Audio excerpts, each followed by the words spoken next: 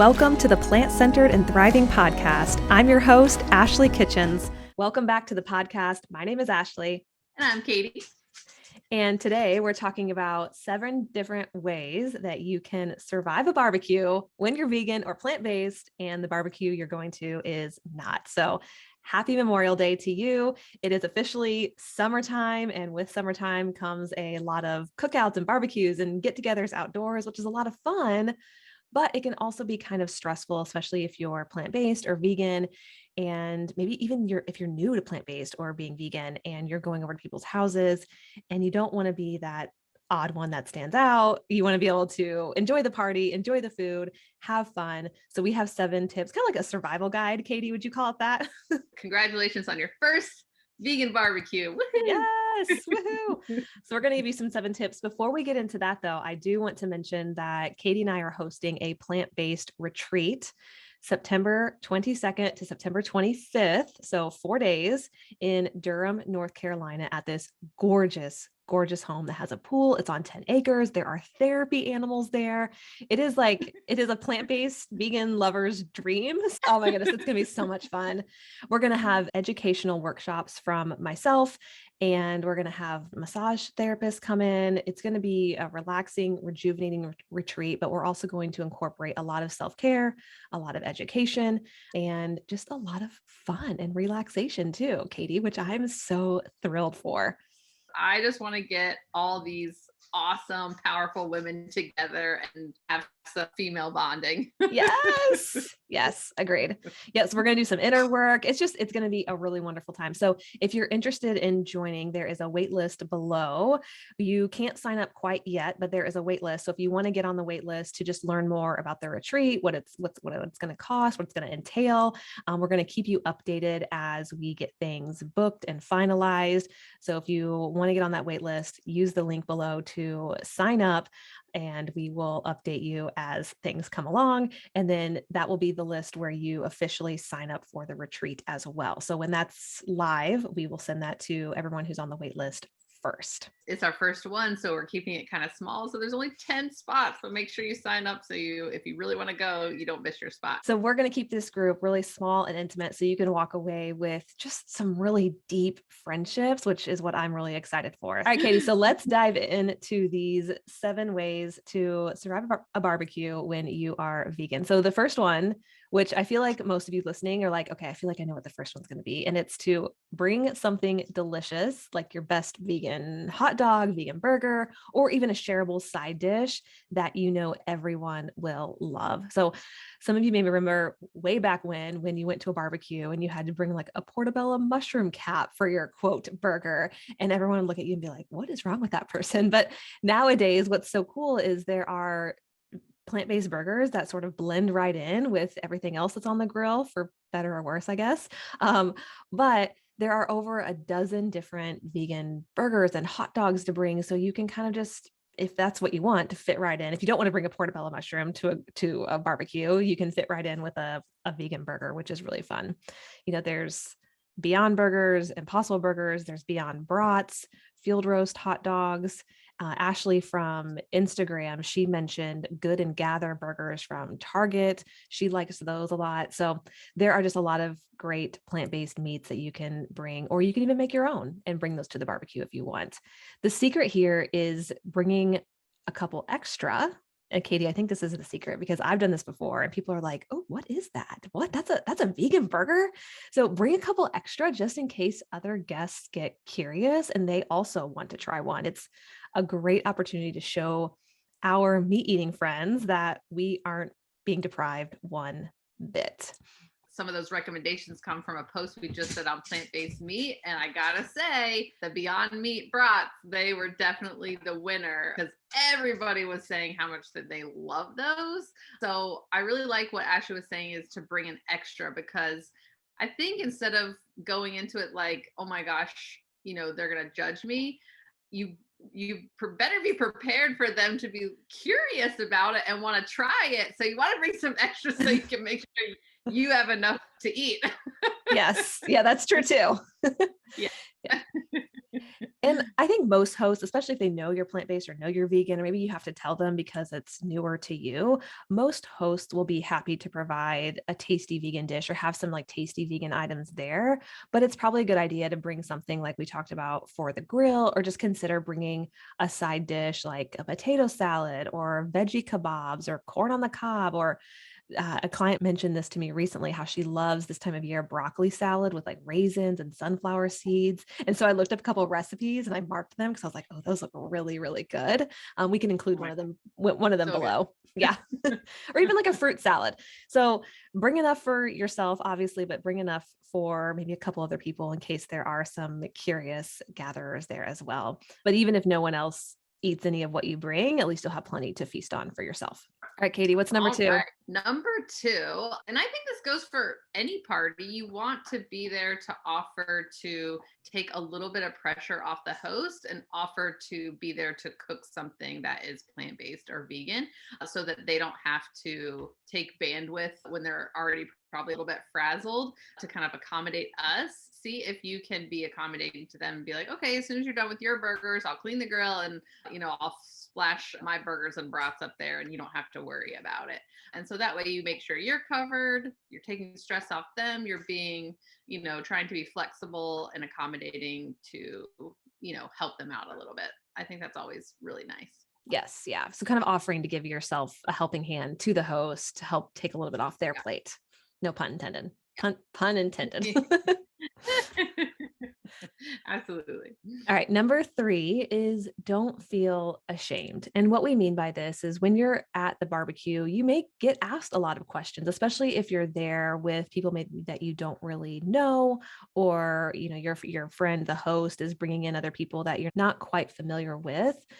You may get asked a lot of questions about the way you eat, and that's okay. And it's also okay if you don't have all the answers. That is also okay. So, what you can do is just be honest, speak from your experience. If people ask, tell people how you feel eating this way.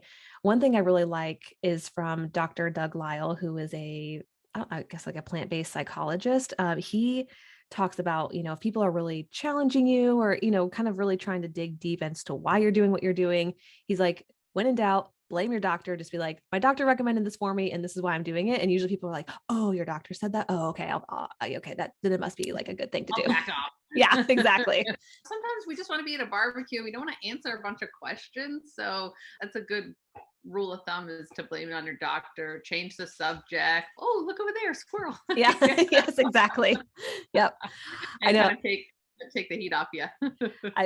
Katie, I don't know if you've done this yet, but I've even had some of my clients just be like, just tell them you're working with a plant-based dietitian and this is what they're telling you to do, even though it's not what we do, but you can basically blame us if that's, if it comes to that. So yeah. So the overarching theme here is don't let anyone make you feel ashamed about your choices. You're doing what's best for you, and not everyone may relate to that, and that's okay. So when people ask questions, again, always keep in mind whether they're coming from a place of genuine curiosity, so whether they truly want to know and are curious, or whether they're coming from a place of judgment, which will help you respond to their questions. Yeah. And I think nowadays it's much more common for people to be curious. So, like I was saying before, give them the benefit of the doubt and kind of look at it glass half full and don't expect the worst. And a lot of people will actually surprise you. So it's much more mainstream than it used to be, even just 2 or 3 years ago. So everybody has a vegan cousin now. That's true. All right. You ready for number 4? Ready. Okay. So we talk about this a lot, not looking at our plate as kind of the standard American diet when we go plant-based, is to be a little bit flexible about what our plate actually looks like. So if you guys have been in barbecues in the past, you got your, your beans with lard in it, and you got your hot dog and your hamburger, and then you got your mayonnaise potato salad. And so go for the sides, fill up on those delicious veggies. So again, if you're thinking about what to bring, those cold veggie salads are so refreshing and delicious in the summertime. Get all those summer fruits in. Me and Ashley like peaches. Yes. So any excuse to bring something with peaches. Oh my God, I want to go to a barbecue and eat peaches. Don't feel like you have to replace that hot dog with a veggie hot dog if that's not what floats your boat. Incorporate those delicious sides, and your plate, we still want it to be abundant and colorful and for you guys to enjoy it, but don't feel pressure like you have to kind of plug and chug to look like that kind of standard barbecue plate. Yep. Yeah, I like that. If you're kind of a low-key vegan or like newer to being vegan or plant-based, you kind of just want to fly under the radar. Like what Katie was saying, just load up on some sides, and no one's really going to pay any attention or really notice. So if that's what you want to do, then that is great. I think that's such a good point. Like, we all think that people are thinking about us way more than they actually are. They're thinking about their own stuff. It's true. All right, Katie, ready for number 5? Yeah. Okay. So number 5 is to be cautious of tricky conversation. So again, this is if you're in a situation where people are maybe challenging you, or they look at your plate and they're like, well, what are you eating? So you were invited to this barbecue or picnic because your friends like you, they want to enjoy your company. And so when we say be cautious of tricky conversations, barbecues and parties and fun summer events aren't necessarily the place to be judgmental or preachy. So, Katie, I laugh at this because I've definitely done this before. I put in here in our notes to don't stand by the grill and make comments about the smell of dead flesh, which I have definitely been guilty of before. And so it's maybe not the best moment to explain why you're vegan or why someone should go vegan or why eating meat is quote, not quote good, that type of thing. So if someone asks you a question about your diet, tell them, kind of like what we said earlier, you can give a simple answer, offer to even speak to them afterward if they really do want to know more about your lifestyle. And if you want to, like we said earlier too, you can redirect the conversation. Most people are against animal cruelty, or most people want to feel better in their bodies. So keep the conversation or keep the focus on what you have in common with maybe that other person at the party who is asking you questions. Because most of us grew up eating meat, it can be really hard for other people to wrap their heads around not eating meat. So just remember, because most of us did grow up eating meat, you were once in their shoes and you were once probably like, vegans are so weird, or I cannot, imagine like not having cheese or not having bacon, that type of thing, which can be helpful. I come from a family that is from a very rural part of North Carolina in the South. And when they have a barbecue, I mean, it's like a whole pig in a big smoker thing. So it's like a whole like ceremonial thing. And usually there's fish and bear and venison, anything that anybody's, caught that morning. But you can think about like when I go there, it's like, oh my God, this is a lot. So do I hang out by that smoker? Heck no. I have to get over that, or maybe I just won't go to that particular barbecue, right? Especially those of you who are ethical vegans, I definitely feel your pain. And again, I'm all for advocacy, but usually that is not the place. You're not going to change anybody's mind. You're just going to probably, make some enemies if you stand by the grill and just critique everybody. Because guess what? We don't want them to do the same thing, sit by our salad and have a comment every time we take a scoop. So it goes both ways. Yes. Yeah. And to kind of wrap up that whole thought too, of just this, the number 5 in general, is people are more likely to listen to what you have to say when you express it with kindness and respect versus being judgmental, which goes for a lot of things. So number 6 kind of builds on number 5. We really want to lead by example, meaning if we show people that we're not confident or a little bit concerned about what we're eating, then they may have hesitation.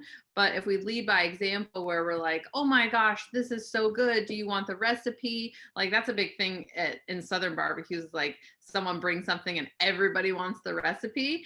This is an opportunity to let people know that plant-based food is delicious. It's not weird. It's not just plain dry lettuce, that it has flavor and spice and color, and a lot of times looks very similar or tastes very similar to the animal-based product. So if you come in with confidence and lead by example that you're enjoying it and that there's nothing weird about it, there's nothing that you have to be ashamed of, then people are going to follow suit. You'd be surprised how many people are going to ask questions because they maybe have considered it and maybe they're not around people. Again, I come from kind of a rural part of the world and maybe they haven't been around a lot of plant-based people, and so it sparks that curiosity. So maybe they think about it, or maybe they've heard about it but haven't met anybody in person. So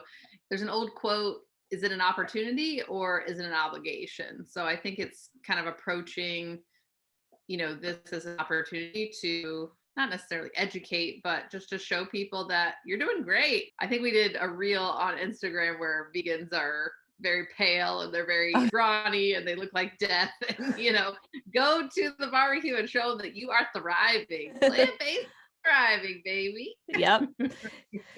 That's spot on. And I think leading by example can go really much further than even just like talking the talk. It's like walking the walk can really show people what this lifestyle is all about. Yeah. All right. Last but not least is number 7, and it's consider hosting your own barbecue. So hosting your own vegan barbecue can be a bit more work. Yes, because you're bringing people in, you're doing a bit more cooking, but it also guarantees that you have plenty to eat and lots of vegan options. Plus, like we just talked about, it's an amazing opportunity to show friends and family that you don't need animal products to have a very delicious and fun barbecue. And if you ask us to bring a dish to share, just make sure everyone understands what dish is vegan and what dish isn't vegan, especially if you have a mix of different people with different diets or different lifestyles, different ways of eating coming to your barbecue. And if you like to entertain like me, that just gives you a chance to make a beautiful label and get fancy with it. Yep. Yes, exactly. Maybe people haven't had the opportunity to enjoy it, or maybe they have some preconceived notions about what plant-based food looks like. So if you have this huge array of stuff, especially stuff that they're used to, so they don't feel like they're missing out, and they're like, oh, anybody can do this. Well, y'all, we hope you enjoyed this episode on how to survive a barbecue if you're vegan or plant-based. If you like this episode, we would love to hear from you. But also, too, we just hope that you have a fun and safe Memorial Day and just a fun and safe and enjoyable summer. Thank you so much for being here, Katie. Thanks for hosting with me as always. All right, y'all, we'll catch you later. Until next time, keep thriving.